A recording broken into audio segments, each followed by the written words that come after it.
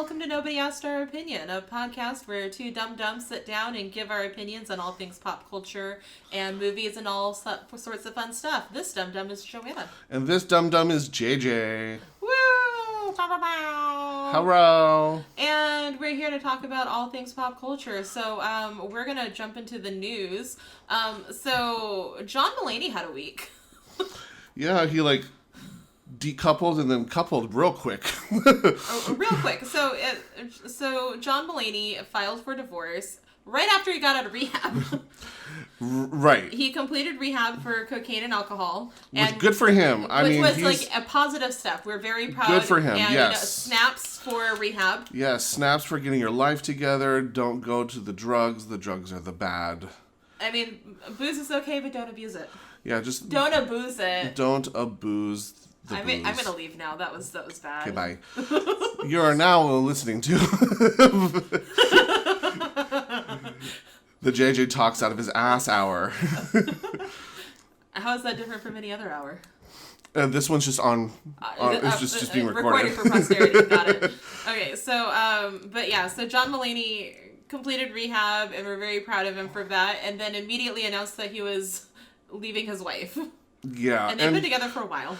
I want to say 6 or 7 years, something like that. Like a good amount of time. Like by that point, you're like, okay, they're in it for life. Like they seem to be, and she seems to be she seems really cute. She seems really down to earth. I'm not sure if is she like an entertainment person, or is she just like a regular person? I think she is just a person. I think she's just a whole regular person. But she's reported saying that she's absolutely devastated by his decision to end their marriage, kind of all of a sudden. He's like, I don't abuse the drugs anymore, so he doesn't abuse the booze. No, I don't abuse the booze, so I don't need you in my life. So, I mean, which is heartbreaking for her. I will say that we don't know what happens behind closed doors. We don't really know what kind of a person she is, because she's not a famous person. She was just John Mulaney's wife. But also, it does seem a little out of left field and a little okay. Yeah. But he's moving on already. Yeah, and he's reportedly dating one Olivia Munn, which, I mean, she's a gorgeous girl. She's pretty. She's real pretty. She seems nice. She's super nerdy. We like nerds. She was for those of you who don't know, Olivia Munn played Psylocke in the X-Men Days of Future Past movie. Yeah. And she reportedly still has the blade that she used in that, and still practices her blade work. She's that kind of a nerd, which, good for her. Right on. And apparently she bagged herself John Mulaney. So, I mean, I hope they're happy, and I hope things go well, and I hope John Mulaney figures out his shit a little bit more. Yeah, it's just there's so many rumors or swirling around what could possibly been the reason why he I'm trying to look at what the Twitterverse is saying, but it's all the things that I'm seeing is just what the hell, he just broke up their marriage. Right. And I mean, and if you listen to any of John Mulaney's comedy specials, it was always just adoration for his wife, and how his wife was the best thing ever, and put up with all of his bullshit and his silliness. And so yeah, I don't know. I think we'll just wait until the TV special comes out on why John Mulaney changed his life around. Mm-hmm. Or the tell-all Lifetime movie that his wife his wife plays, yeah. Or or I don't know, TMZ will come up with some more stuff to tell us. That may or may not be true. Right. I was like, well, let's take that with a grain of salt at least. Exactly. But yeah, so that was John Mulaney's crazy week. Let's talk about Lizzo, because sometimes she's sad. Yeah, sometimes people get sad, and not just, and celebrities get sad too. And Lizzo kind of went on a kind of a TikTok journey, chronicling just a day where she was just not having a good day. She was just really feeling sad about herself, sad about her life. She was asking do I do I want to, keep going with this music career? What am I doing with my life? What's going on? I just don't know. And all the anxiety is like piled up on her one day, and she just decided to like, hey, my followers, like I'm just like you. I have anxieties and I'm sad and I can get very emotional and sometimes really dark, and it's okay to feel those ways because fuck, we've been all through this past year with the pandemic. We're all feeling all sorts of things, and it's okay to feel the things. Sometimes the things you feel are happy, and sometimes the things you feel are sad, and it is okay to feel those sad things. Yeah, it is absolutely true. And I mean, without getting too like after school specially, you try to do your best to kind of think positively, and if need be, seek out therapy. There's a lot of good online resources that you can participate in. And sometimes you just need to be sad. Sometimes. Yeah, you can go just through it. Cry. Crying is great. I cry. I will seek out movies to make me cry, so I feel things that I need to feel. There are some great like make me cry movies that are just like right there that I'm like, and we're gonna watch this because I know I'm gonna sob and it's gonna be great. There's like a cathartic feeling of when you just like let out a good cry. Famously being Heart of Stone. That's generally not my go-to. Not your go-to, but I definitely watched an episode of Queer Eye where you just lost it, and it was great. There was also several glasses of wine, possibly bottles of wine involved in that too. Very true, but it was also very heartwarming and like. Yes, it was the one with the man who was trying to move on with his life after his wife had died. Yeah. And I mean, even JJ's not Heart of Stone. I was like, oh, I lost it. Oh, so good. That was a good night. Oh, I don't remember very much of that night, thanks to the wine. But, it's just, and I think it's good to kind of destigmatize, mental health issues, and because it's, especially in, with teenagers, especially, there's a lot of, like, mental health issues that come up that start to manifest during the teenage years just because fucking teenage years suck sometimes. Sometimes, most of the time, probably all the time. Probably all the time, and it's good to address issues of depression and issues of anxiety. She with Lizzo, she has a very public struggle with her body image because she is a big girl, and people are dicks. People are assholes to people, to those who don't conform to conventional beauty standards, and it fucking sucks because she's a fucking talented. She raps and plays the fucking flute, y'all. Like, dude. And also, she's pretty. Like, she is not a bad looking girl. She is gorgeous. Yeah, she's bigger. Who the fuck cares? Right? And she's been very vocal about being body positive, always trying to, let her big girl freak flag fly whenever she gets a chance to. Didn't she like release like a series of like nude photo, like tastefully done nudes? Yeah, I think she was on the cover of a prominent magazine. Yeah, nude. Yeah, and it was gorgeous. It was a beautiful. It was beautiful. Yeah, and it was like very rarely do we get to see like different body images, body types like be in the spotlight and celebrated. Because I mean, the go-to argument is like, well, they can't be healthy, so they need to be healthy, right? That's always the go-to argument. It's like, oh well, these big people can't exist because it's not a healthy thing. Well, so you know what? There are a lot of big people that are very healthy and lead very healthy lifestyles. It's just that sometimes that's how their body fucking looks. And everyone else can go jump off a cliff. And if Lizzo wants to be sad sometimes, I can be sad sometimes too. And it's fucking K. Okay. You probably shouldn't chronicle it on TikTok because that seems a little. I feel like that could if you're not a Lizzo who have like throngs of fans to kind of cheer her up. Probably you don't want to chronicle your depressive states on a social media platform. Maybe you want to keep that to yourself sometimes. I mean, don't keep it to yourself. Find a healthcare professional. Find a healthy medium to channel your feelings. Social media may not necessarily be that medium. I mean, depending on who you are and what your platform is. I'm not a Lizzo, so we're not Lizzo either. But I feel like at some point we're going to talk about us being sad on here. I mean, we have a platform, all 6 of you. Thanks. All 6 of our loyal listeners. We appreciate you. We appreciate you. Thank you. And don't be scared if we talk about us being sad. Because it's okay, and you can feel free to tell us times when you're sad too. Yep. Because that is okay, and we welcome it. You know who else welcomes something? Samira Wiley. Yay! Her and her wife had a baby. My baby is so stinking cute. Faux show.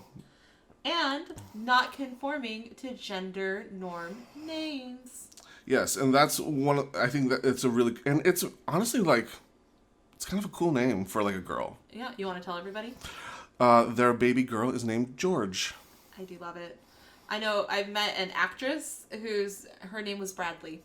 Mm-hmm. And I was like, that's fucking cool. Yeah, I'm so down for. I think as a child, my first experience with a gender non-conforming name is Ashley from O-Town. I feel that.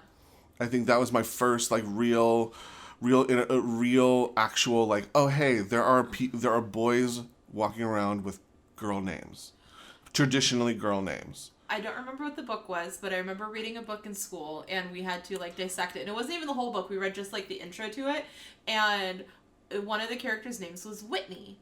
And everybody in class took that to be, oh, this is a girl, but this doesn't make sense to what we're reading about. And our teacher was like, do you think Whitney could be a man? And we all went, what? But it's not that uncommon, especially among Europeans, to have a male named Whitney. And you're like, oh yeah, that's the thing that could happen. Okay, so yeah. Fuck gender normity. Name your child whatever you want. And what's great about the name George is that if this, daughter decides to be more feminine or wants to go feminine, she can be like, I'm going by Georgia. Or whatever. Or come up with a cute nickname to go with it. Or she may embrace her George name and just been like, yeah, my name's George. What? Come at me, bitch. Come at me. It's great. I love it. I'm here for it. And congratulations. Because new wonderful children to loving parents is wonderful. Yeah, on the kind of a side note, I just pulled up a BuzzFeed article chronicling the most popular celebrity-inspired baby names of 2020. Okay. And we know that, sometimes celebrities go a little cray-cray with... Apple. Yeah, what's his name? Elon Musk's child who has a name that's not pronounceable. It's like a serial code, it's XR something or other. Yeah, no, it's a bunch of symbols. Who was it? The guy who he was the lead actor in My Name is Earl. That guy. I can see his face. I can see his face. I cannot remember his name. His son's name is Pilot Inspector. Why would you do that to your child? I don't know. Why? Oh. But I'm trying to kind of scroll through. There's I guess the Gaelic name Saoirse got a huge bump in popularity in 2020. That makes sense. Greta Gerwig putting Sacramento and Saoirse on the map. Mm-hmm. And that is a beautiful name, despite the fact that it doesn't look like how it sounds. No, absolutely.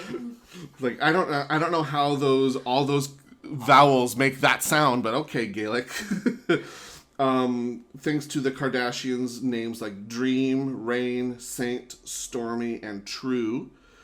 And True is a non-gender specific name. Yes.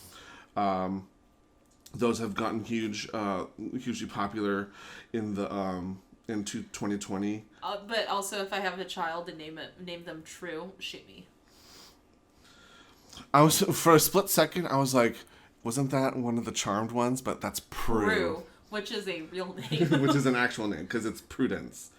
Hilary Duff named her baby daughter Banks. Okay. I don't know how I feel about that. At the end of the day, it doesn't really matter what I feel about this, because these people have to live with these names for the rest of their lives. But Iggy Azalea named her son Onyx. That's actually kind of cool. I'm gonna name my son Charmander. And I'm gonna name my daughter Vaporeon. Are you gonna have Katy Perry sing them into existence? And Katy Perry will do duets with them and release singles. Crew has been was a popular baby name among celebrities. Chip and Joanna Gaines, I guess they're big DIY. Yeah. What's the channel? The HGTV. HGTV. That one. Those letters. That one. Those were. What did they name it? Crew. That's what I said. Crew. That's kind of a cool name. I mean, it's a little on the nose for what they do. Right? It's like, we work with a crew. Let them, my son, Crew. It's like, oh, there's gaffing tape. Let's name our son Gaffing Tape. I mean, that would be like if we had children and named them Microphone. Right? Laptop. But other names, Kobe Bryant's daughter's name, Gianna, had gotten a big bump in baby names. Natalia. That's a sad reason to have a bump in your name. Yeah. Natalia, Bianca, and Capri have also been big names in 2020. So, like, unconventional names have always been a thing. And I think that it's we should celebrate some of the more non-gender conforming ones, not necessarily the weird ones like Apple or Pilot Inspector. Oh, Pilot Inspector. I'm like, really? Why? That poor child. I hope he becomes a doctor. Right, Dr. Pilot Inspector. Oh no. Just too many titles. Giggle. Anywho, do we want to tackle Ellen? Oh, good Lord. Do we want to just tackle Ellen? Somebody really should tackle Ellen. Because she has finished filming her final season of the Ellen show, where, she's stepping away because, in her words, she needs something to challenge her creativity. Here's the quote. When you're a creative person, you constantly need to be challenged, and as great as the show was, and as fun as it was, it's just not a challenge anymore. Yeah, it's just not a challenge to, like, produce a hostile work environment for your no, that was probably still, like, challenging for her, but now everybody knows about it. The challenge is keeping it a secret. And so now that it's not a secret, she needs to find something different to do. Right. And I didn't know this, but, like, she has her hand in several pots. She is fine without this show. Oh, yeah, no, she will be okay. She will be okay. She's executive producing on a bunch of other, like, TV shows, including, there's one about, like, a, finding the next, like, designer, like a la not Top Model. Project Runway? Project Runway, yeah. And she's got other, like, she's... so she's producing a bunch of shows for moms. She's on the... Yeah, it's called on HBO Max. It's called Ellen's Next Great Designer. She's also has her some producing credits for The Masked Dancer. She also has the Ellen's Game of Games show that's still going on strong. She has a podcast network where Kristen Bell has oh wait, I don't know if that's a podcast. It's some sort of digital medium. But Kristen Bell has a Momsplaining with Kristen Bell show, because Kristen Bell and Ellen are best buds. Like she'll be fine without this show. Like she really doesn't need to be. Oh, I wasn't worried about her without this show. No, but people are like, what are we gonna do without Ellen? It's like, well, don't worry, it'll be fine. You'll get your Ellen fix elsewhere. But why are we still supporting Ellen when we know she creates hostile work environments? Because, we like the dancing, I guess. I mean, she does give away a lot of... She does give away a lot of money, and she really is, like, a humanitarian for, like, animals and things like that. Like, she really does care about, like, saving the wildlife and stuff like that. But also, like, treat humans properly. I mean, she just treats some humans better than other humans, and it just so happens it's the humans that work for her that she doesn't necessarily care about. But like clearly, she's leaving because of all the allegations of hostile work environment and problems with higher ups in the company. And I don't know if there were any actual like harassment allegations. I can't remember. It was so long ago. But I know that like several figures in the company have stepped down in light of all those allegations coming up. But bitch, we know you're leaving because we're on to you, and you can't be a dick anymore. So you're like, well, fuck, I guess I gotta end the show. Oh yeah, no, I mean, and controversy is everywhere. Yeah, and again, just be a good human. Just be a better human. I promise you, it's not that hard. We're good humans 95% of the time. Okay, maybe 80% of the time. But we're not dicks to, like, other humans. We're just assholes to each other. And that's okay, because we can take being assholes to each other from each other. Yes. But if we are being assholes to, like... the person working at, like, Safeway. Yeah, that's like, why the fuck... No, just be a nice person. Like, these people are trying to live their life and they're doing you a service, and you should be grateful and thankful that you have anybody to do anything for you. And you won't hear that we have hostile employees working for us because we don't pay them. That is not true. They got $12 whole last month. Yeah, if you want our employees to actually get paid money, please subscribe, and tell your friends. Listen and subscribe and tell your friends, and on all social media platforms, on all podcast platforms, please. Please, tweet about us. Email, do all the things. Follow our Instagram page and tag us and stuff so more people can find out about us, because we want to be good people and pay our employees more money. But on that note, should we talk about other problematic people? Yeah, and I think this is hilarious that this has been like a 2-3 week story that we've been like. Oh yeah, no, we are covering this closely because we instigated this change, and we're gonna see it through. Absolutely. So, a few weeks ago, it came to light it came to light a little longer ago that James Franco was we shined gross, a light on, and that we helped shine a light on that Seth Rogen has kind of been also creating a kind of hostile work environment for women, and one of those women, Charlene Yee, spoke out and was like, "Yo, this is fucked. There's some fucked up shit that you guys have been doing, and it's not okay." Seth Rogen has since sort of distanced himself from James Franco and is like, I guess, reassessing their friendship. Because we instilled that change by reporting the hard news. Mm-hmm, yeah, because he totally heard us and was like, damn, JJ and Joanna in Sacramento were like hard on me on that, on my behavior, so I need to really change. I need to make serious changes in my life. And he made sort of serious changes. And he made some steps. But leave it to Charlene Yee to be like, no. That's not enough. That's not enough. You need to straight up apologize to all the people that you have wronged. And bitch, she made a list. She came in with fucking receipts and was like, you know what? You did her dirty. You did her dirty. You need to fucking... I'm trying to pull up the whole list now. But you need to apologize to all these people that you have wronged.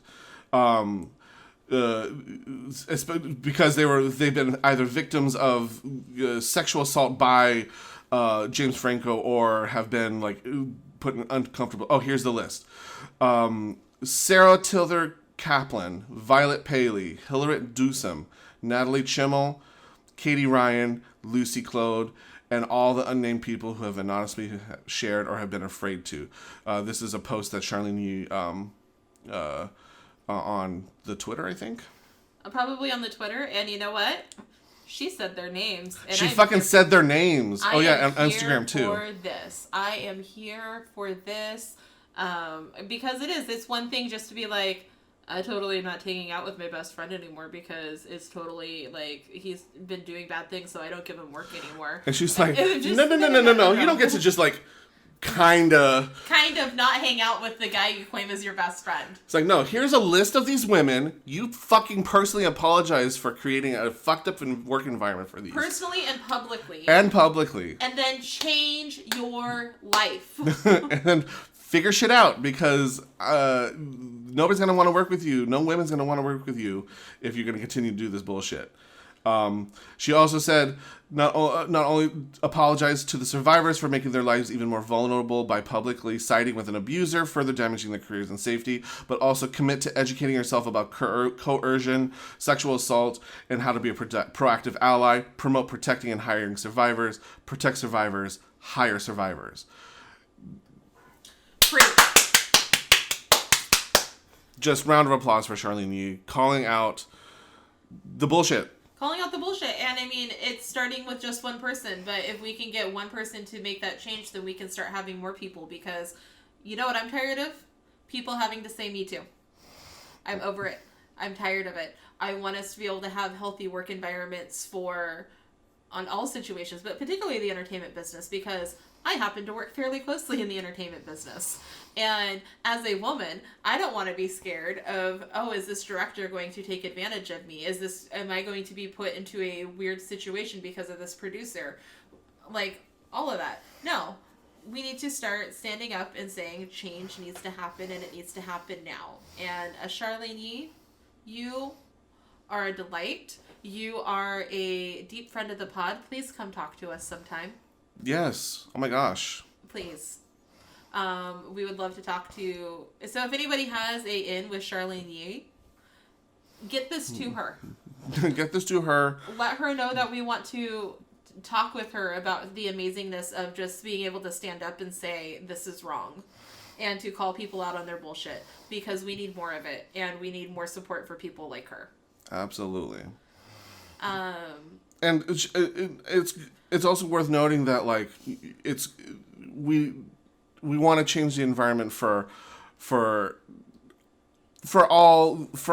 everybody. It's, you know, you don't have to be just a woman to get sexually abused. Very true. I mean, poor Brendan Fraser hasn't had a career for the past decade because he decided to speak out against his abuser, and fucking Hollywood is bullshit, and and was like, no, you don't get to work anymore. And Brendan Fraser is a fucking delight. No, absolutely. And you have predators like Kevin Spacey. Who are allowed to just, like, willy-nilly just, like, abuse all the people and just, I will say Kevin Spacey was, well, I mean, maybe at the time was allowed, but Kevin Spacey, since all of those allegations came out, has not worked. Well, yeah. Rightfully so. Which it should. Yeah. But but the person who's being abused should also not be blacklisted from Hollywood. And we need everybody to be able to stand up and say, this is not okay. And I stand with Charlene Yee, y'all. I stand with Charlene Yee. For sure. But let's move on to a slightly happier note. Broadway's coming back! I'm so excited! Woohoo! So starting September 14th, we're getting 3 shows that are going to open again on Broadway at full capacity. Yes. So excited. So it's going to be Wicked, Hamilton, and The Lion King will be opening at full capacity. And then there'll be a kind of like a domino effect where we're going to slowly start adding more and more shows as time goes on. And a lot of shows have gone back to rehearsing.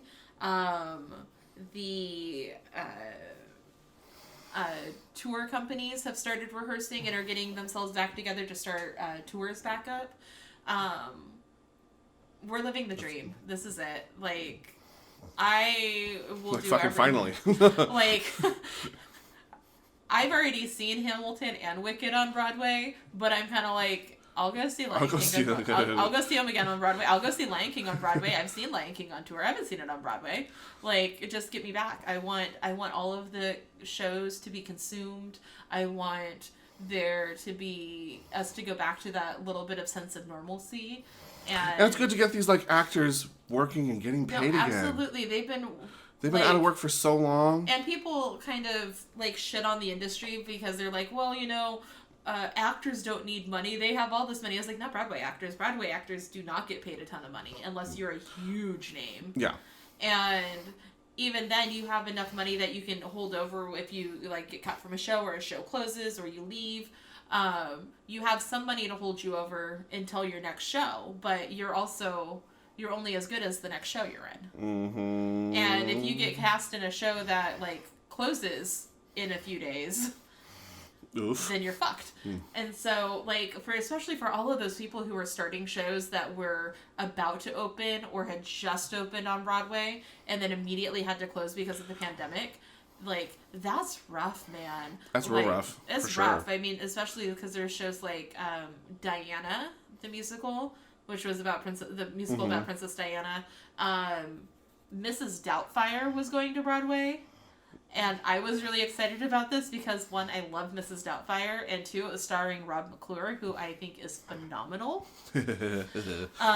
He is a delight. I saw him on Broadway in Beetlejuice, and he is just so nice because I'd seen him prior to that in Something Rotten in San Francisco. And I was like, I saw you in San Francisco. And he was like, oh, that's so nice. And I was like, well, that's because I live, like, close to there. I'm really far from home right now, but you're wonderful. And he was like, that's great. Thank you. And we took pictures, and he's lovely. And then his show, like, didn't even open, I don't think. And I was like, and it was sad. And I love theater. I want to consume all of the theater things in my life, in my heart, always. Yeah, and I know that, like, Broadway has been delaying reopening for a while now. Because it wasn't safe. Because it wasn't safe. I know that there was a little bit of controversy because I want to say he's a editor for New York Times. Don't quote me on this.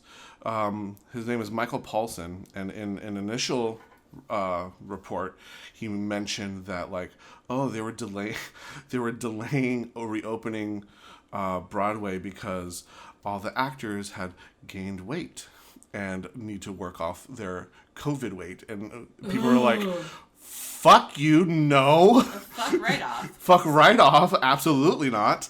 And he quickly, I think the article that where he made that comment was quickly, like, edited and that statement was taken out. But I was like, oh, he went there? For real? Oh, yeah. No. Ugh.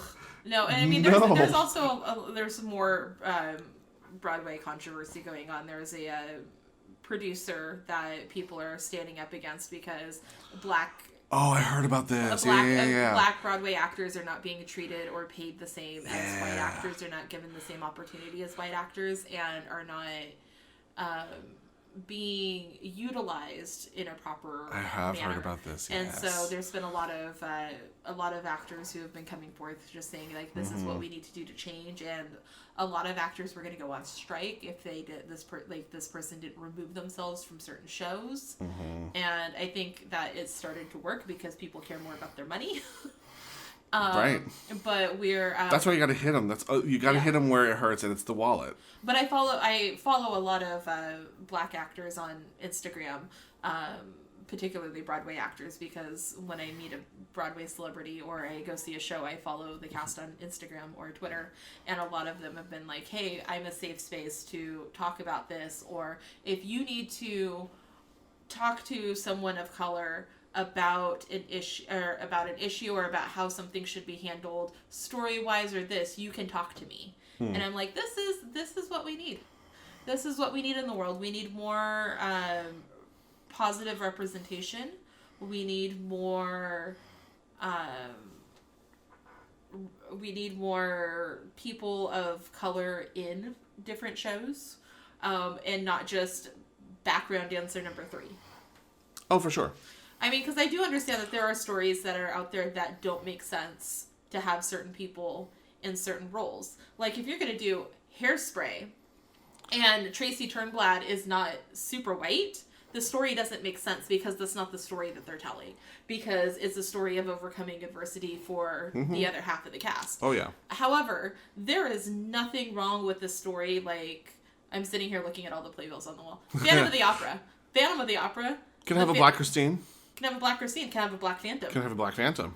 Absolutely. Like all of these, like, there's nothing that says that narratively wise that there can't be a person of color. I'm surprised we haven't had more people of color play Elphaba.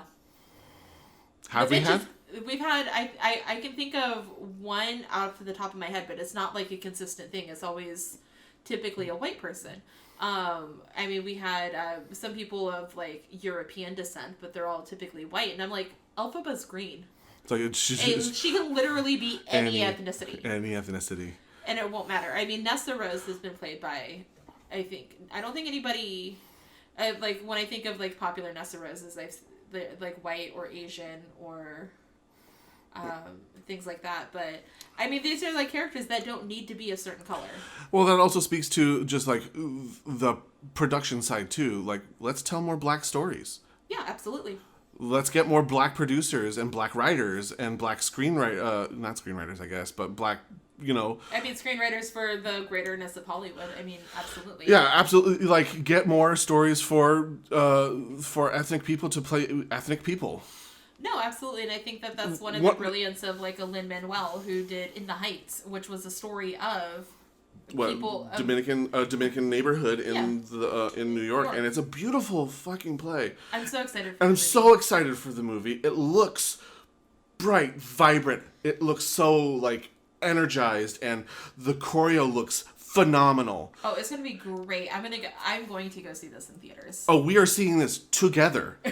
Shane will not let you see this without him. But Shane also said he wanted to watch it at home. He's like, I don't need to go see this in the theater. And I'm like, bitch. No, we're seeing this in the theater. We are going to Studio Movie Grill. I'm gonna have myself a cocktail. I'm gonna have myself a mojito and enjoy. And some chicken nachos. And some chicken nachos and enjoy all that is in the Heights. It's wonderful. We're pulling rank on him. We have to do it for our podcast. Yeah, we told our listeners. And we are a podcast of integrity. On that note, let's take a quick break. Wow!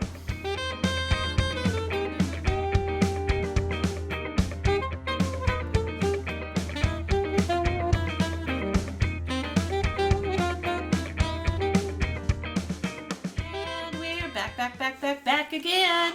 And hello. And it's time for our Drag Race 20, where we take 20 minutes, and exactly 20 minutes, only 20 minutes, to talk about all things Drag Race.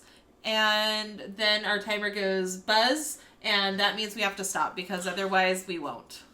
No, it will not end, and you don't need to be here for that. No, nobody needs to be subjected to that. It's bad enough that Shane's subjected to it. Which is why he doesn't listen. Alright, so we're going to start our timer in 3, 2, 1, and boom. And boom. So, Drag Race Down Under, this episode was alright. The music was actually a bop. But not quite so much of a... It's not a UK hun. I was going to say it's not so much of a UK hun or a... what am I thinking of? The Frock Destroyer song. Oh, sure, yeah. Mm-hmm. So... There've been better songs. Let's be real, the UK girls kill it. They kind of do. They kind of do. Although I'm That Bitch, I still bop that. Oh, especially the Queen version, I'm like, that's pretty good. It's so good. Well, it's better than just the RuPaul version. Yeah, it's definitely it's greater than the RuPaul version. Absolutely. Which was the because that was the lip sync song from the last episode. Which saved Coco Jumbo's ass. Yeah, unfortunately, her voluptuous, luscious ass. Which unfortunately she did not get that. Yeah, spoiler alert. This time around. Yeah, I have feelings about the. I have feelings about this bottom. I have feelings about the top. I have feelings about the fact that we don't have any more queens of color, except for Scarlett Adams, who's a queen of color when she feels like it. Queen of color by choice. So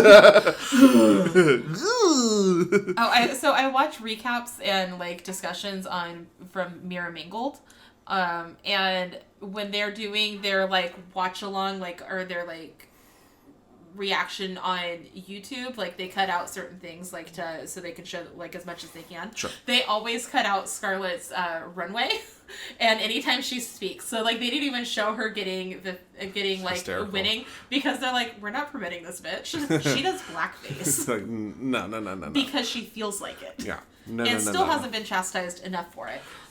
Yeah, I feel like that we've been, at least, you'd think that the fandom would be like, this is not cool, but I guess the fandom's been pretty quiet. The fandom is also very white-centric. That's very true. They tend to be more problematic towards the colored queens. But, yeah, I don't think necessarily that Scarlett should have won. I thought Anita should have won because Anita's fucking hilarious, and I think I want her to win.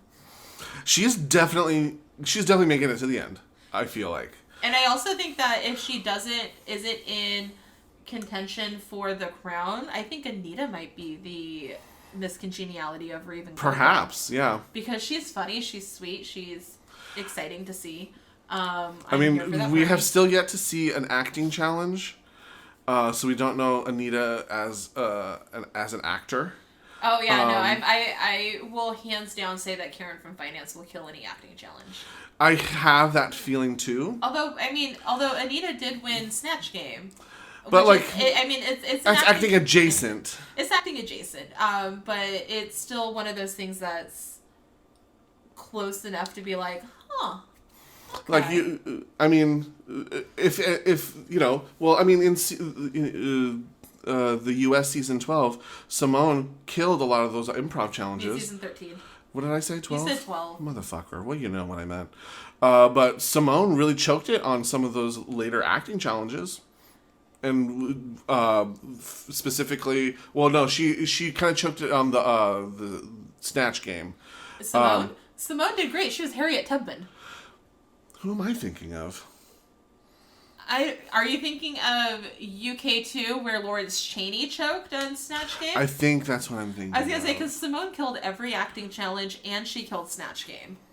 Yeah, it was Lawrence Chaney, because she was like, you would think like she would kill any acting challenges. She's funny, but she like really choked at like on the later acting challenges and in the Snatch Game. Yeah, well, because Snatch Game for sure she did not do her best, and it was because her Snatch Game was too smart.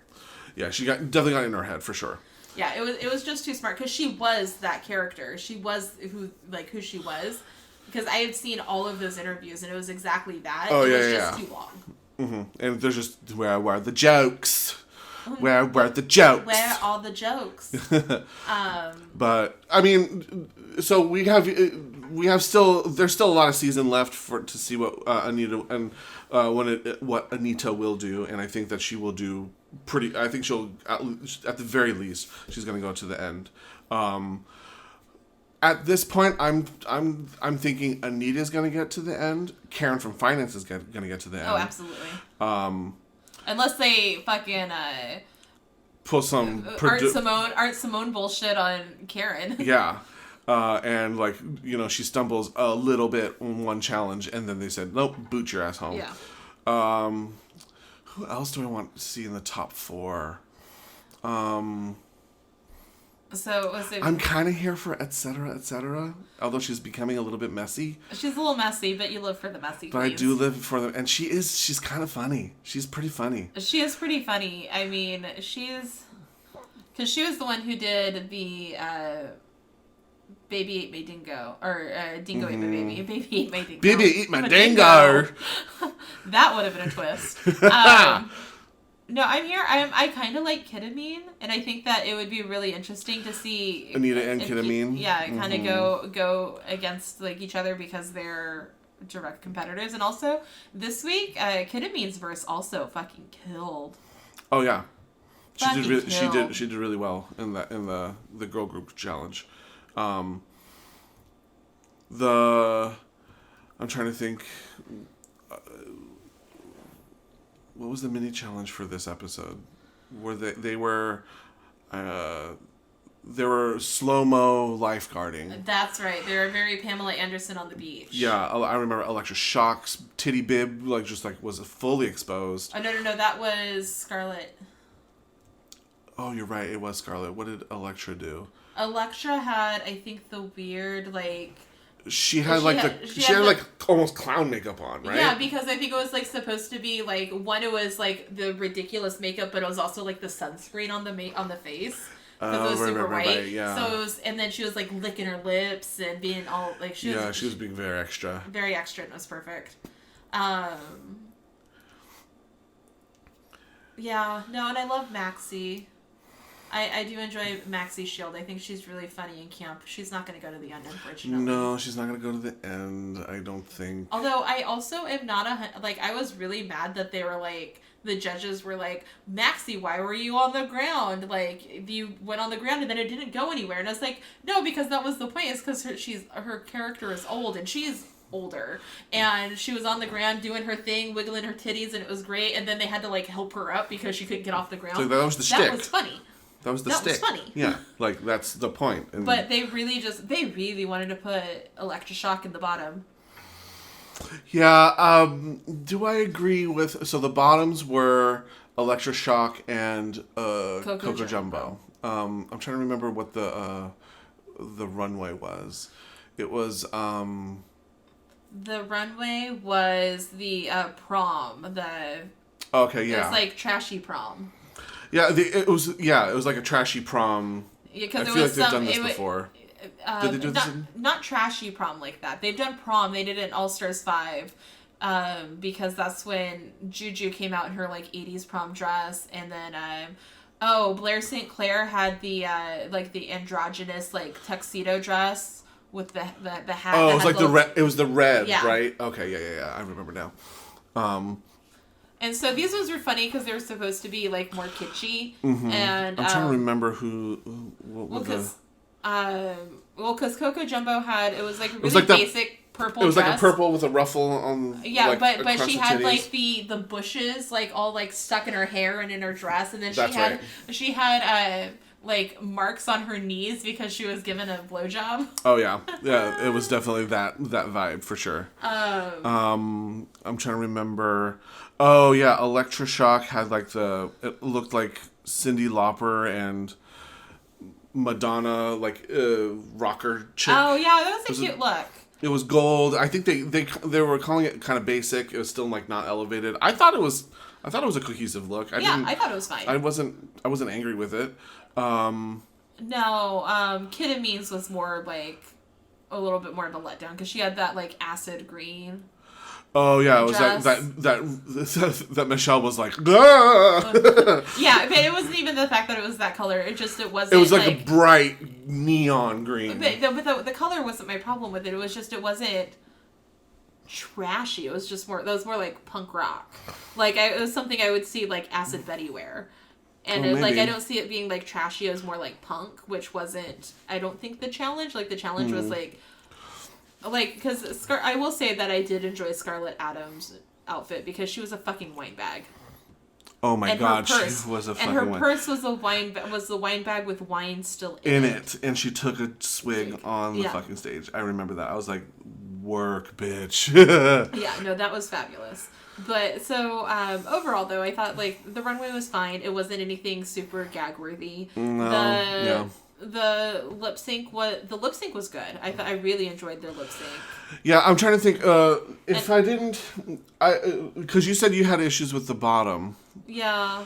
Because you who did you feel like was should have been on the bottom? So even though I love her, I didn't think that Karen from Finance did anything really in the challenge. Like I felt like Karen should have been in the bottom, and I felt like going through both teams.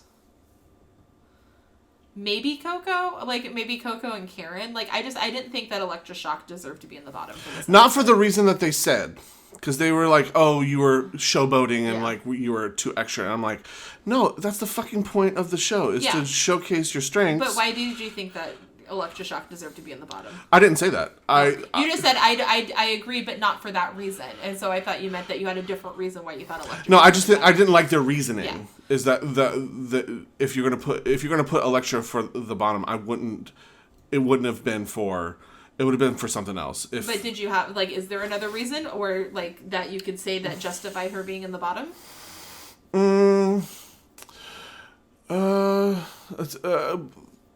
I'm trying to think if I don't know if I could replace her with anybody else because I was fine with Karen from Finance. It was safe.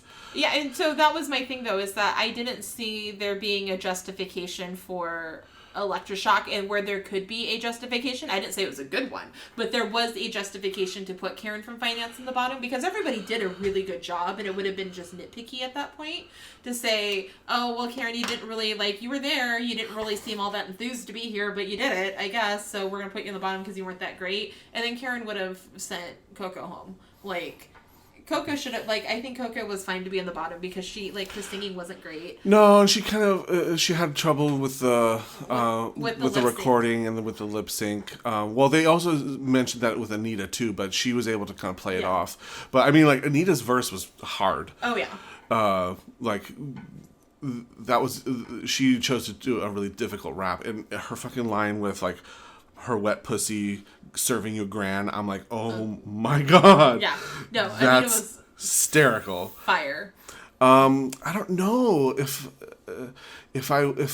any of the other queens I felt like could have been in the bottom. I think Karen's performance was safe. It wasn't bad.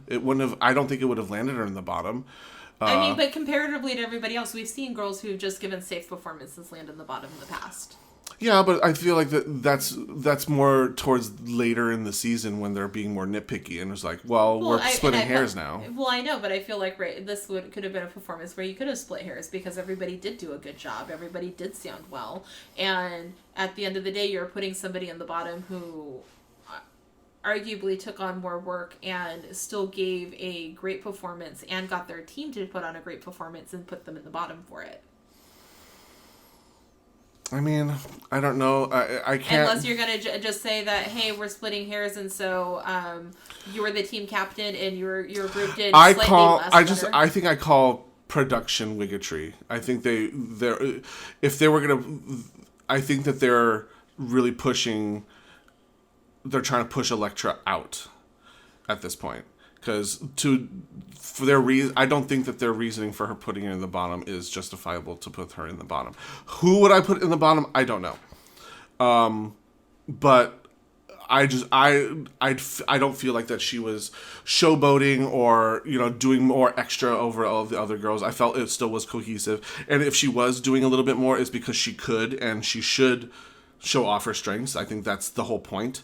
Yeah. They always tell queens to give it all and leave no questions, leave no doubts behind. And this bitch does it, and they're like, no, you did too much. Oh yeah. Well, I think we're talking ourselves in circles, and we only have a little bit of time left to talk about the messiness of this week, and we have to talk about the messy queens. Well, all I'm gonna say is I don't think that Coco Jumbo should have gone home. I felt like Coco Jumbo should have stayed. Coco Jumbo should have stayed. But I don't know who should have gone home.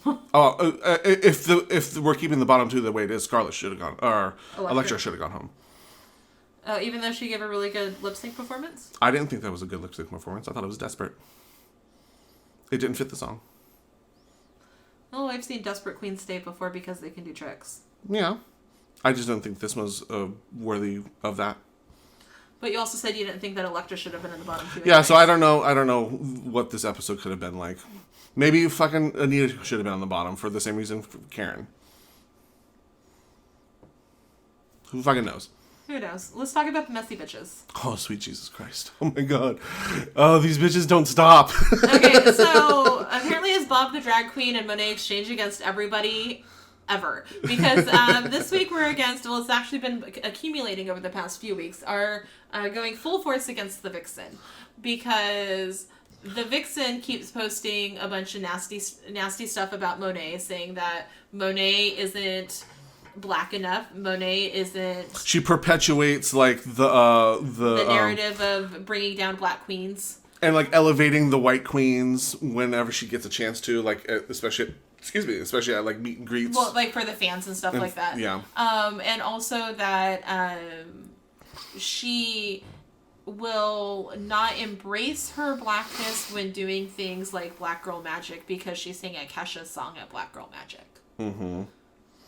And with the argument being like, obviously you should probably elevate a black artist. Yeah. But there was a good counter to that because Vixen at that same Black Girl Magic show performed a song from Greatest Showman, which is made by two white men.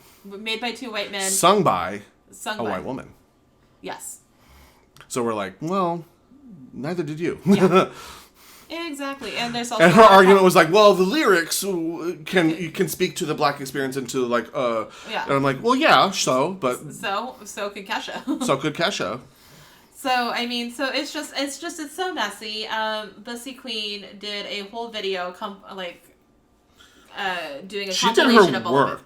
And even in the video, like, because I watched the live that Monet and Bob did in the car on their way to the airport, and Bob hella does just straight up say, "We'll save this here so Bussy Queen can find it." Yes. And she's like, "I did." And I did. And the one thing I do love about like watching Bussy Queen as opposed to like a Jay Beyonce is that Bussy Queen is very objective with her reporting.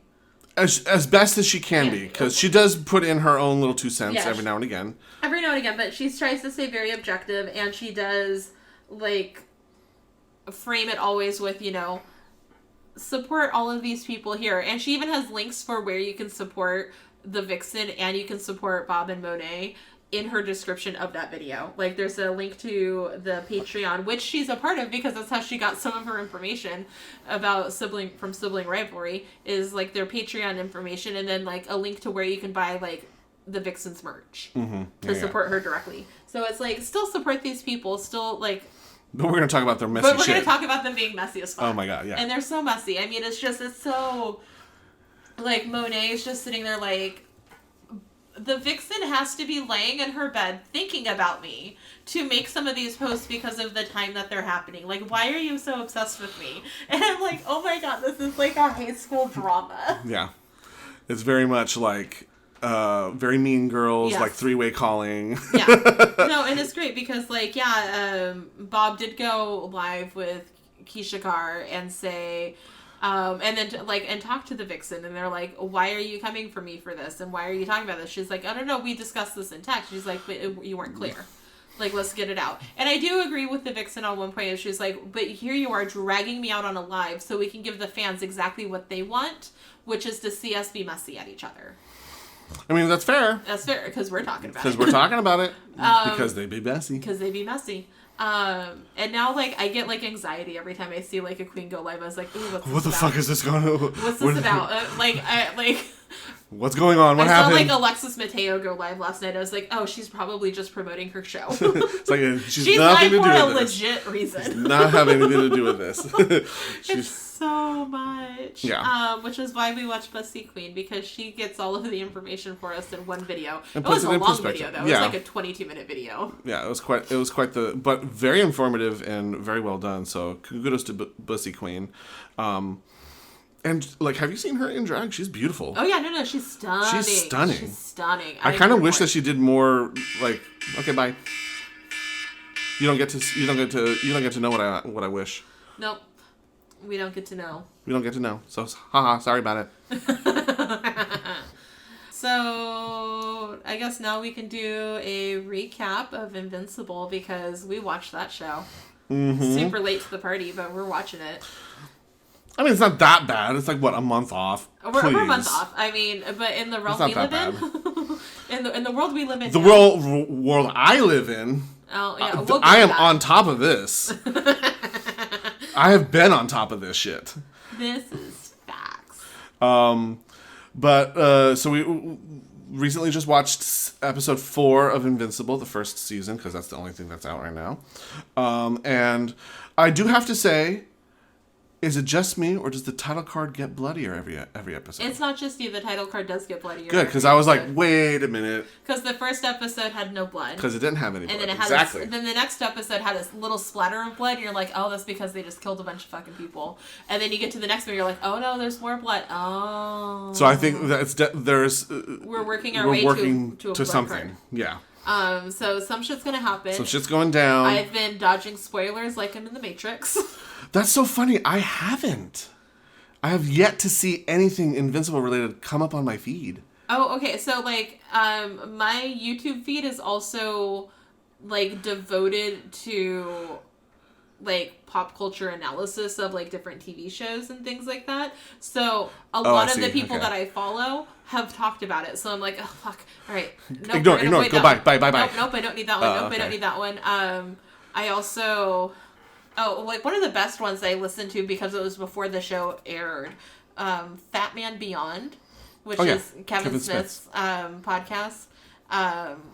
They did an interview with the guy who wrote the books. I remember you mentioning this. Yeah, and it was so interesting and fascinating. And I was like, see, this is great information to have before the show starts. And now I have to avoid every time, like, I look through their timestamps now, and, like, they did a whole episode dedicated to the show being done. And I was like, well, I can't listen to this episode yet. Not there yet. Moving on. But yeah, so I've been dodging spoilers. Like, people are... As people come to, like... And there's, like, even, like, some people who are, like, late to the party like us, but, like, can watch them all in one fell swoop, as opposed to us who watch them weekly so we can do a podcast about it. So there's, like, some people who are just now like, oh my god, I just finished. I was like, I don't care. I'll care in 4 more episodes. We're, like, at the halfway mark. We are. We're halfway through the season, and it feels like things are really... Like, this episode, not a whole ton happens, but there's a lot... Everything happened. There's a lot that gets, like, set in place, and you're like, holy shit, that's going to pay off at some point. Holy shit, that's going to be the start to something in the next season. Holy shit, that's going to be a thread that they're going to have to tie at some point. And so, like, there's just a ton of stuff. And with a typical Invincible, like, they've established, like, a kind of, like, silly cold open. And this one is kind of silly. We arrive at, like, some desert dig site, and they dig up, like, this ancient tomb that gets activated, and, like, this evil monster comes up, and it's like, oh shit, that's gonna be, like, we're gonna have to deal with that. It's like the start of the Mummy. Yeah, it's very much the start of the Mummy. And then the bad guy starts walking out of the tomb, and then the fucking door just closes in his face. Because Invincible and Omni-Man fly by, and the wind from the you know, whatever it's called, the backdraft, closes the fucking door, and you're like, the fuck? This is so silly. Oh, I guess this isn't going to be a thing. I guess not. No, we don't have to worry about this no more, because he's now sealed. Yeah, and then they go to Mount Everest, and they hang out there, and then the poor mountain climber, like... He's like, the fuck? There's people here. Yeah, because he's, like, you know, telling Mark that... he has this poignant moment about, like, oh, yeah, my parents, when my parents died, I was, like, searching for what I wanted to do, because Mark was saying, like, I'm struggling to be a hero or whatever, and he's like, well, yeah, me too, I did all these, I had to find myself when my parents died, and that's why I took up, you know, protecting Earth, and that gives you purpose, and, you know, now you have to realize you have to make sacrifices to live up to your expectations as a Viltrumite. Yes? Sure. Yes. Sure, something like that. I don't know. I always hear Voltron. Me too.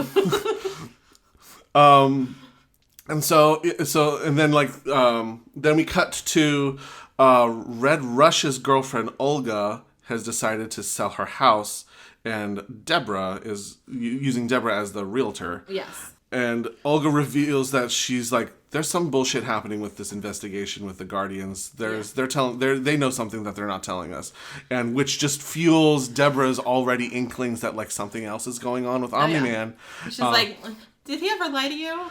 And she's like, of course he lied to me. He's a fucking superhero. All the fucking time. They always lie to me. They always lie. So like again, it like brings up like that her suspicions with Omni-Man and the Guardians murders. She even goes to look up the demon detective on the computer to check him out and be like, what's his deal? Then we cut to Mark and Amber. They're having their cute little date. Oh, it's pretty adorable. It's pretty adorable. It's like some outdoor festival. I'm not quite sure what it is. Yeah, it's like a multicultural festival kind of thing. And she's like, they're like, oh, look at these cool chests and blah blah blah. They're so neat. And he's like, maybe you could own one. And it was $800. He goes, oh look, what's this? It's a rice separator. Let's get this for $20. It's so much more affordable. Yeah. And she's like, thanks. And it's clear that Amber has this interest in other cultures and things like that, which is really cool. Because they're asking oh, what did you do this, or what did you do, or where have you been? I've been here and I volunteered here. And he's like, oh, my dad and I went to Mount Everest. Well, how'd you get there? And he's like, well, fuck, we flew. I was like, well, we flew. I can't tell her that shit. We look over there. Look over there, a rice separator. It's affordable. But it's super adorable, and I couldn't. It's Amber and Mark are greater than Peter and MJ. Yes. Hot take. Come at me. So we I don't think anybody will disagree with that. Just to us rag on MJ for how many weeks. So then we cut to Omni-Man pays the demon detective a visit and is like, I know that you're questioning my wife about the shit. I already told you I didn't have anything to do with this, so fuck right off.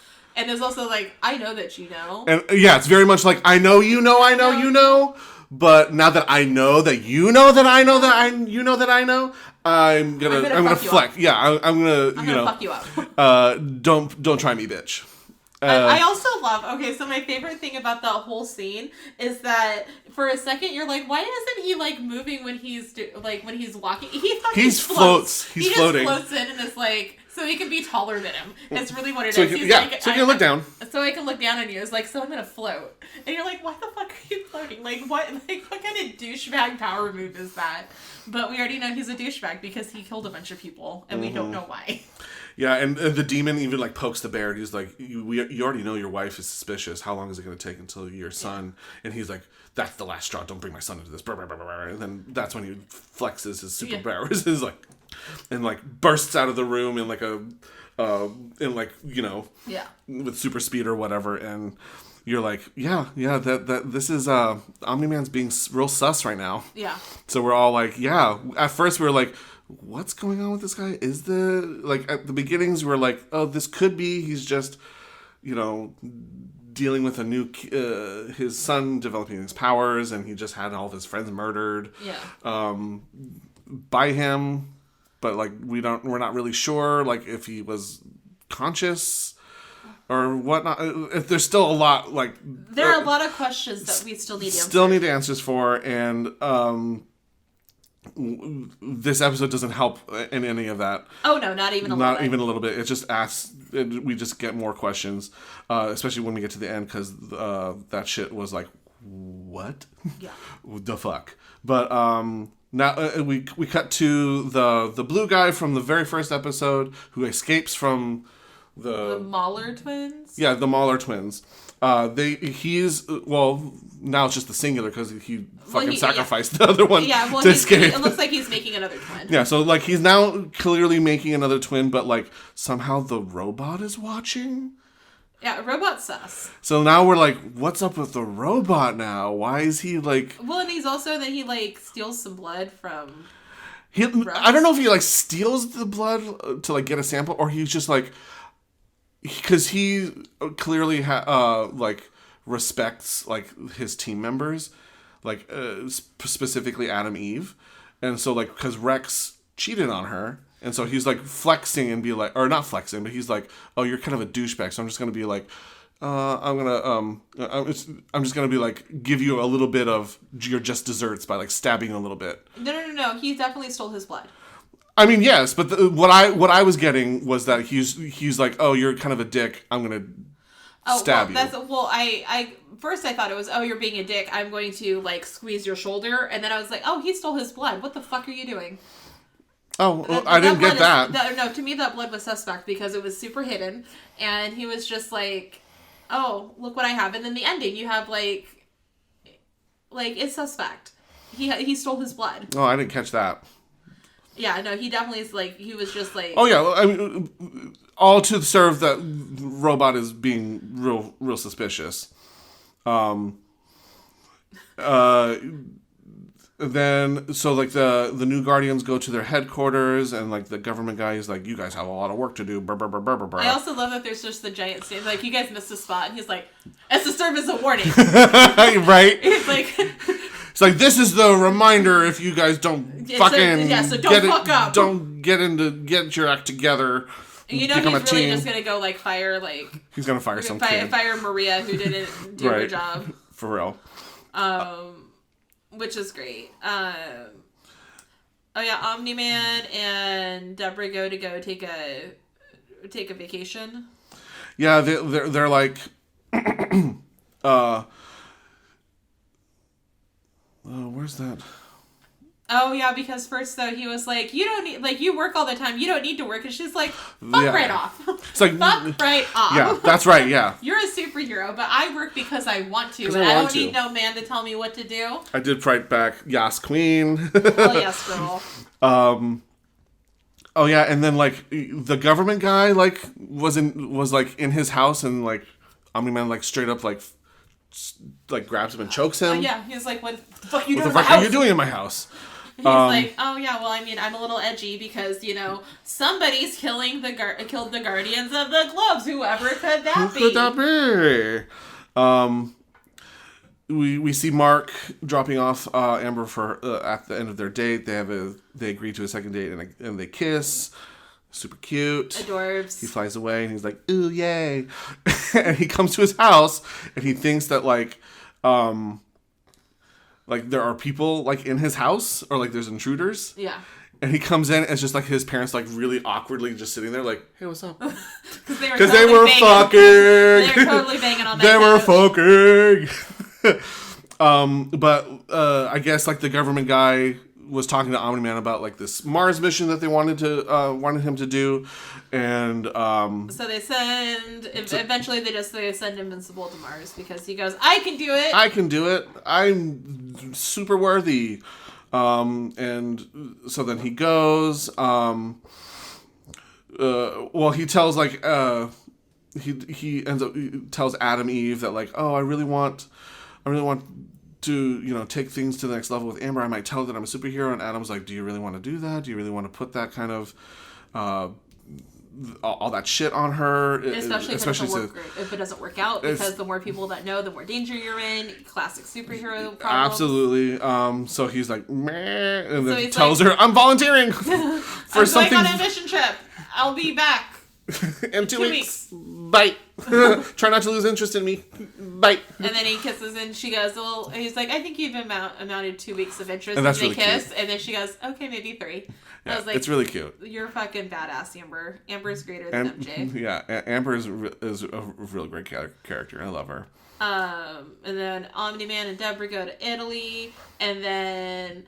Okay, so this is some bullshit. So he's sitting there, he's like, the government thinks that I have something to do with this, but I need you to tell me you trust me. Tell me you trust me. And there's like a dragon like fucking up Italy behind him, and she's like, okay, I trust there's you. a fucking dragon. I trust you. Go. I trust you. He's like, okay, it's like, this means so much to me. And then he like leans back, and she's like, what the fuck are you doing? And he's like, let Cecil deal with it. I'm on vacation. Yeah, I'm on vacation. Let the government deal with that shit. Let them earn their paycheck. And I was like, oh my god.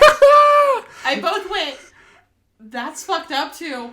But you do need to be able to take a mental health day. I mean, it's true. That's fair. And the government, like, the government clearly took care of the dragon. It was okay. Yeah. But, like, a lot of people probably died because he was like, I'm gonna, you know, pull a power move. But superheroes need vacay as well. Yeah, and so then Mark goes up with the astronauts. He has a really good cell phone plan, apparently. That works like billions of miles from Earth. Granted, he's not like texting or anything, but he's just sitting there scrolling through his phone, and I'm like, how is that phone not exploded yet? But whatevs.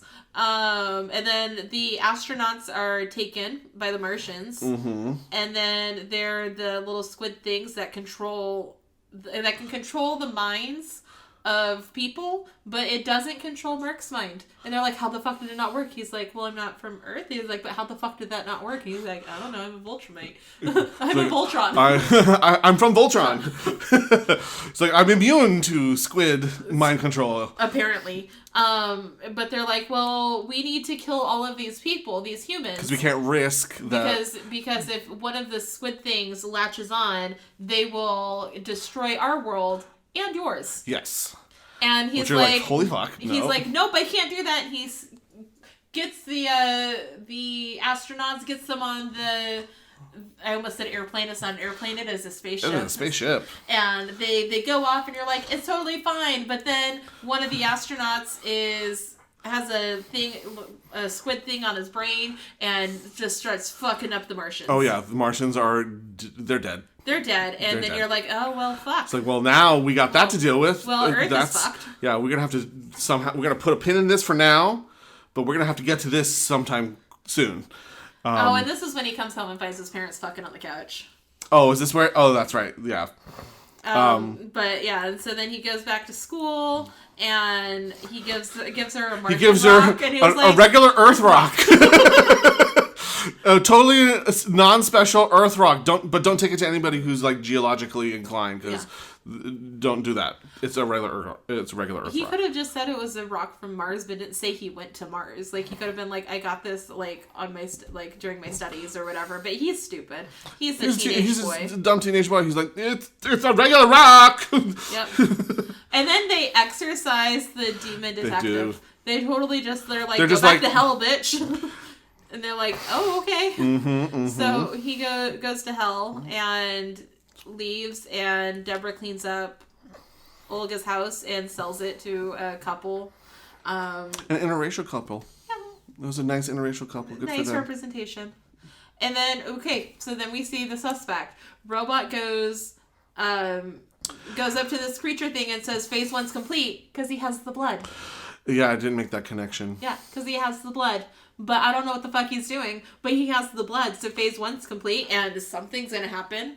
And yeah, then we have our ending credit scene where Omni-Man and Deborah are talking. They're just talking in the bedroom, and she's like, "Oh, I sold the house," and all this kind of stuff, and then it kind of zooms into the closet, and we see a lone video cassette tape, and we're like, Is that the footage? Is that the footage from headquarters of him fucking up the Guardians? Maybe it's something else. Maybe it's something else. We don't know. What is that? Again, more questions. What's over there? What's over there? I'm now looking where you told me to look, and now I don't know what I'm looking at. But yeah, so we have all the excite to look at for the next episode. This is the longest waiting period of my life, because you're like, there's so much things, and I need to know what happens. I know now, but we are a podcast with integrity, so we don't watch ahead. Mainly because we wouldn't be able to keep our facts straight. No. And you would catch on right away. But on that note, we're going to take another quick break. Oh my God, I cannot with the housing market right now, Joanna. Have I not told you about Capital Realty Center? Oh, the premier realty group that supported and succeeded throughout the California landscape? Now I remember. If that's what you're looking for, call Kathy Johnson at 916-606-0687 to win that next bid. That's Kathy Johnson with Capital Realty Center at 916-606-0687. License number 02021378.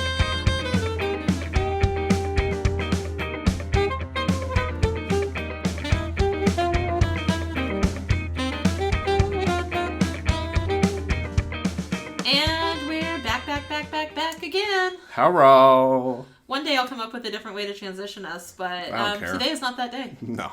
It doesn't need to be. So, JJ, you finished The Mandalorian. Have you decided to watch anything else yet?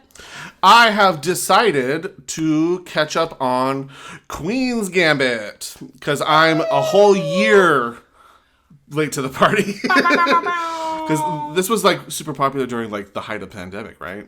Yeah, somewhere in the midst. I don't know, time's an anomaly. I don't understand what time is anymore. But I did watch it during the pandemic while I was at home. And I watched the first episode one evening and was like, wow, this show's going to be really good. I started watching it like the next or like a couple days later in the afternoon. And then it was like 4 a.m. and I finished it. You're like, oh, I just did that. Okay. Cool. That happened. So it's really good. It's really well put together. Yeah, I'm excited. I hear really good things. All I really know is that it's about chess. It's about chess and this girl who like I guess has to be like on drugs to get her like to like be good at chess or something, or like she has to be like drunk or something, or like under some influence of a substance in order to like make her kind of, sort of, not really. Exactly. I know. I really don't know very much about this show. Okay. So you knew more about it than I did going into it. All I knew was that it was about chess and a lady, and that was it. You're like, that was it. And that was it. So that's our catch up because that's all we've done so far. Is JJ picked a show. So you'll hear my thoughts on the first episode of Queen's Gambit next week. Next week. Come join us. Come here. Hear me spout. And if bullshit. he doesn't watch it, we're gonna shame him. Shame it. See if I fucking care. Shame. Come on. Give it to me. Shame. Give it a shame. Yes. Shame. Yeah. Okay, this... Can we go? That move took on now? a weird turn. Yeah, this is. Let's talk about things that are coming up because I think we just made my mom uncomfortable. Sorry, Kathy. That's my aunt. What's your mom's name? Carol. Oh, wrong. Alliterative twin names. Oh, I'm sorry, Carol and Kathy, for mixing you both up. Yeah, and also you probably made my aunt uncomfortable too because she listens also. Yeah. They're 2 of the 6.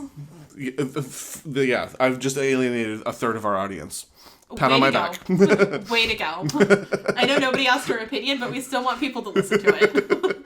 Okay, so awkward sexual moaning off the table. Got it. It's okay. It'll probably be back next week on X-Men. But Venom 2 just released a trailer.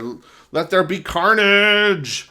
It looks bonkers. I haven't seen the first Venom. I haven't seen the first Venom either, actually, but I'm really excited about the second one, so we should probably watch the first one. I mean, we'll talk about it, and then we'll talk and plan and figure it out. We have plenty of time to get it done because we have until September 24th, which means we will have already seen, which one comes out in September? Shang-Chi? Shang-Chi, yeah. It's early September, yeah. Yeah, because it's the day before my birthday. It's the only reason why I remember it. So we'll have seen that one, and then we'll watch this one. It'll be great. We'll talk about it. Or it won't be great, and we'll talk about it. Or it'll be terrible, and we'll talk about it. Those are even better to talk about. I don't know. I don't really know much about the first movie as far as like its reception. As far as like, to my knowledge, it was better than expected, but it wasn't expected to be that good, so it was still only an okay movie. I mean, I'm okay with what's his face, Tom Hardy being Venom. Yeah, like I'm Eddie okay Brock, with that. Yeah, I'm okay with that. I don't find that to be an odd choice. As much as I did find Topher Grace to be an odd choice. Yeah, but I love Topher Grace. He shouldn't have been in that movie, but I love Topher Grace. But Topher Grace has also been amazing in plenty of other things. Yeah, he's got Eddie other. Brock, no. Yeah, he doesn't need to add that to his, really tout that in his IMDb records, but. Oh, I'm sure he pretends it didn't happen. Yeah, but yeah, I'm totally okay with Tom Harding. Hardy. Like the Hardy Boys. Yeah. So like, I'm down for it. And is this not part of any like cinematic universe, right? No, it's its own thing. It's like kind of like how Joker Sony, was. Yeah, it will, except for Marvel instead of DC. Right. But yes, it's its own little like Sony universe. However, from what I heard is that Vulture shows up at like the post-credit scene of the first Venom movie. And so there's like an implication that it's all there, but then I think the director had said that these characters don't know anything about Spider-Man, which doesn't make sense if Vulture was in it, like in a post-credit scene. So I'm very confused of what this means, but I think it just means that Spider-Verse. Sure. But as of right now, it's not directly connected to the MCU. It's like the Sony universe thing. Like it has its own acronym. I don't remember what it is, but it's with an S for Sony. Sony Cinematic Universe, the SCU. The SCU. SCU. Instead of the MCU or the DQ.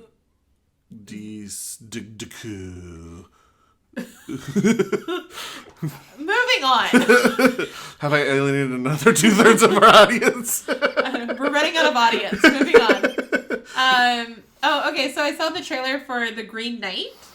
And I knew nothing about it, but apparently it was talked about before the pandemic hit, and it was supposed to release sometime during the time we don't talk about anymore. But it got a trailer. It has a summer release. There's no date. It looks really cool.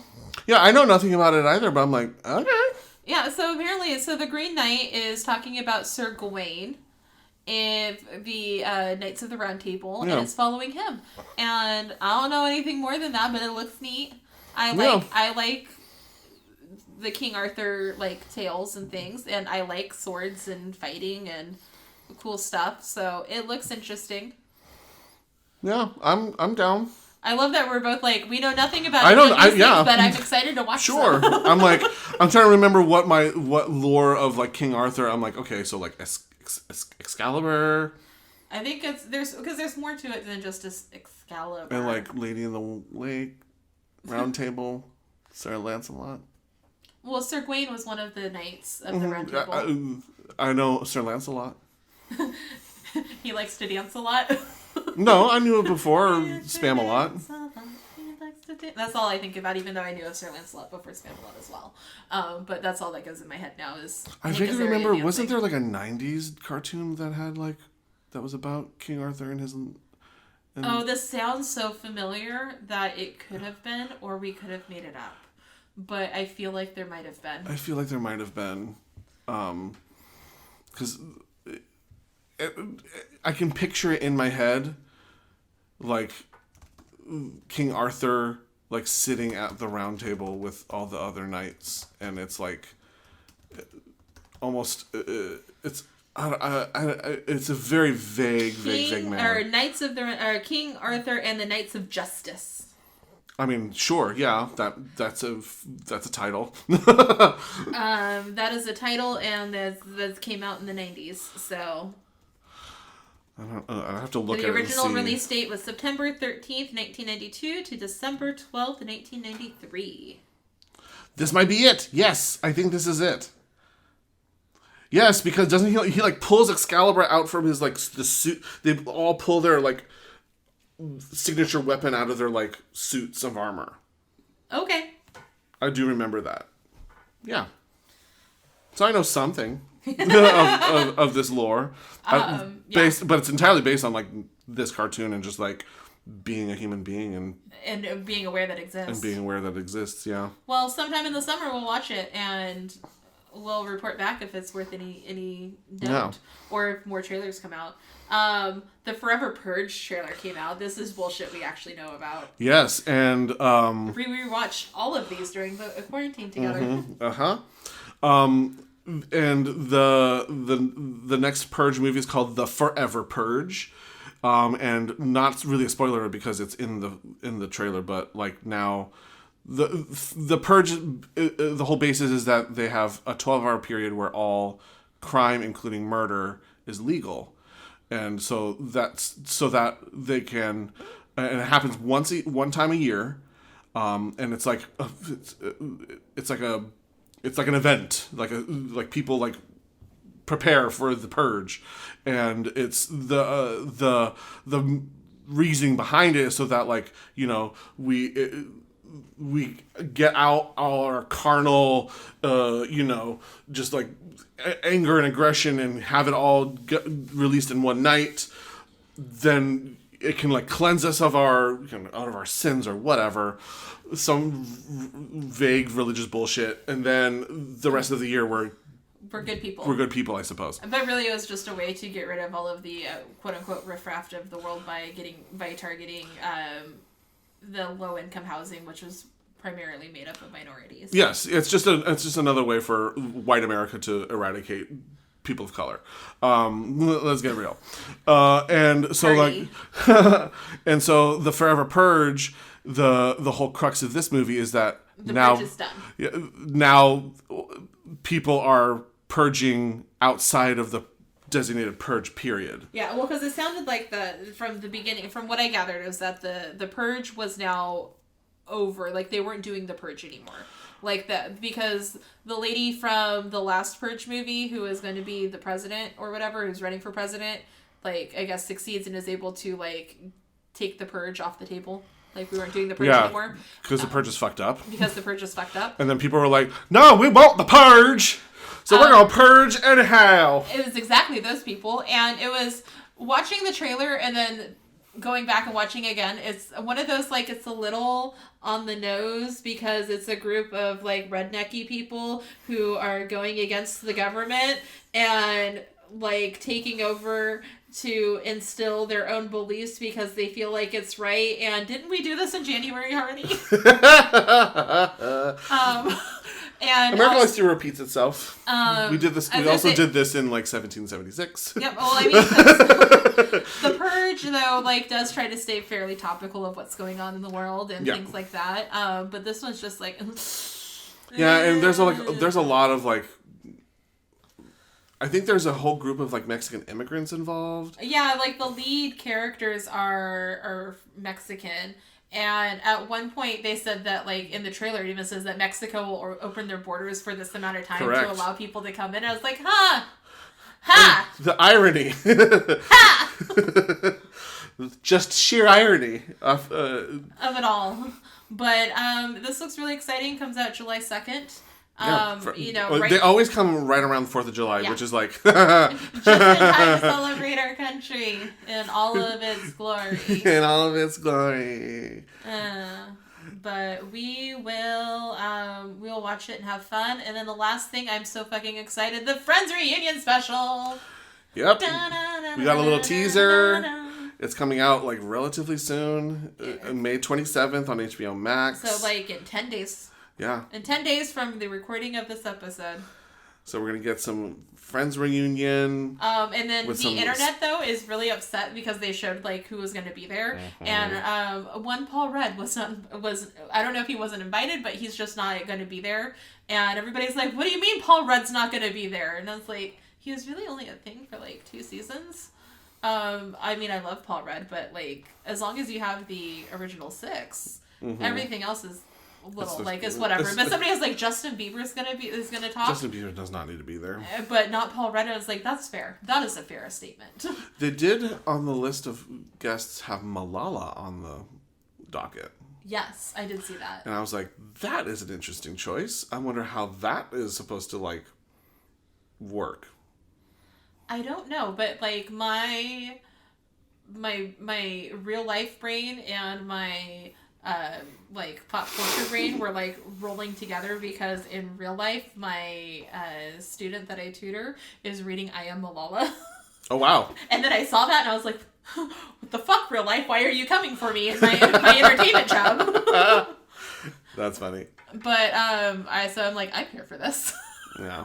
I'm so excited for the Friends things because I love Friends, even if it is a little problematic. It has it doesn't age incredibly well, but most things didn't. Yeah, so let me enjoy it. We are going to enjoy it and have fun, and I guess that's it. Yeah, that's all that we got time for today. But thanks for listening to the Nobody Asked Our podcast. Nobody asked our podcast. Let me try that again. Take 2. Nobody asked our opinion. Nobody asked our podcast. You can send us an email complaining about all the stupid shit that I say. And any of your opinions at nobodyaskedour@gmail.com. Please follow us on Instagram at Nobody Asked Our Opinion. You can listen to us also on YouTube if you don't do the podcast thing. Find us at Nobody Asked Our Opinion Podcast. You can follow Joanna at Joey Snow 2006. And you can follow me at pianoman_05. Please follow our unpaid intern. Actually, she got $12. She got, but she's still mostly unpaid. She's basically unpaid. Natalia at The Third Rule Creative, and our producer Jonathan at Jelly Sound. Please rate and review us and wherever you get your podcasts, and tell your friends and have them listen to us, even if it's just in the background while they're doing dishes. It helps us with algorithm bullshit. And make sure Kelly Clarkson hears this, because we still want to be her. We want to be friends with Kelly Clarkson and Charlene Yee and all the awesome people. All the people. Okay, that's it. Goodbye. Bye.